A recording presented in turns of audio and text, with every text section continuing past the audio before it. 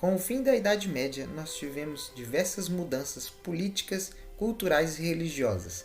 Hoje nós falaremos de um momento que gerou uma mudança nesse quesito religioso, que foi a Reforma Protestante.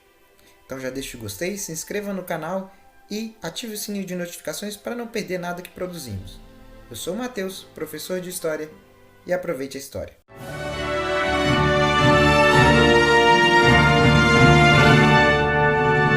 Aproveite a história. Bom, o fim da Idade Média foi marcado pela formação dos Estados nacionais, ou seja, os Estados modernos. A gente tinha um poder fragmentado durante o feudalismo medieval. Com a aliança entre o rei e a burguesia, nós tivemos o nascimento de um rei absolutista com poder muito maior e centralizado do que antes.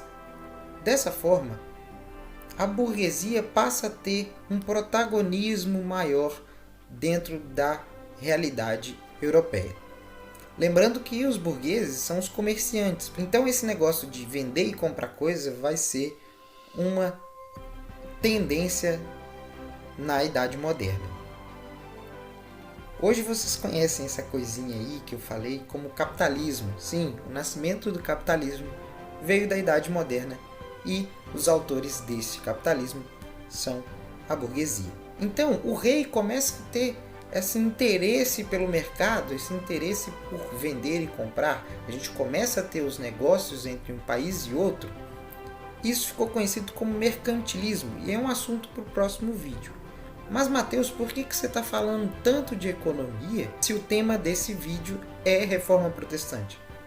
Porque essas mudanças econômicas geraram uma mudança cultural religiosa. Se vocês verem aquele vídeo meu sobre a igreja na Idade Média, vocês vão ver que a igreja sofreu no final da Idade Média com vários escândalos de corrupção.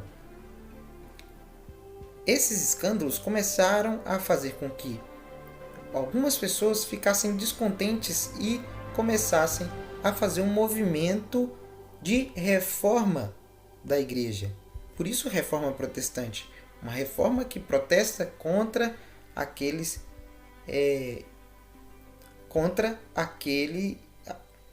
aquela corrupção.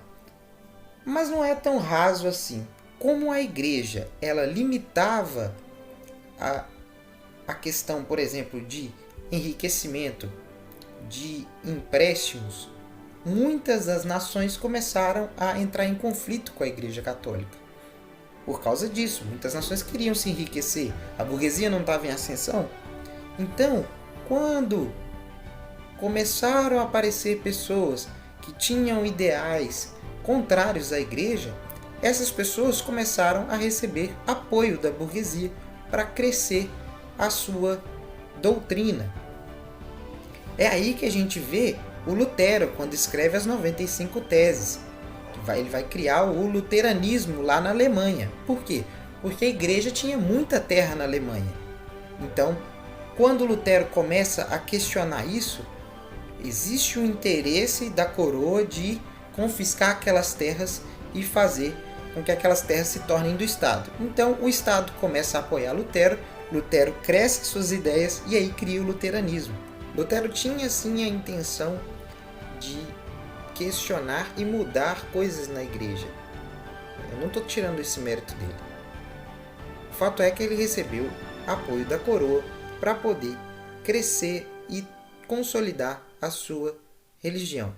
Da mesma forma, a gente vai ver que quando Calvino cria o calvinismo, ele tem uma tese que se chama a questão da prosperidade, de que o servo de Deus ele tende a prosperar, o escolhido de Deus tende a prosperar.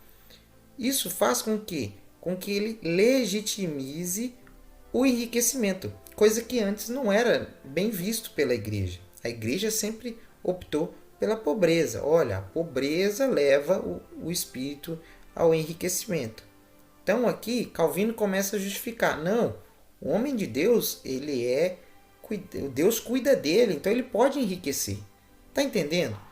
Então, o calvinismo, O luteranismo, eles têm essa característica de levar o homem à prosperidade, de legitimizar o enriquecimento, beleza? O terceiro seria o anglicanismo, que foi criado por Henrique VIII.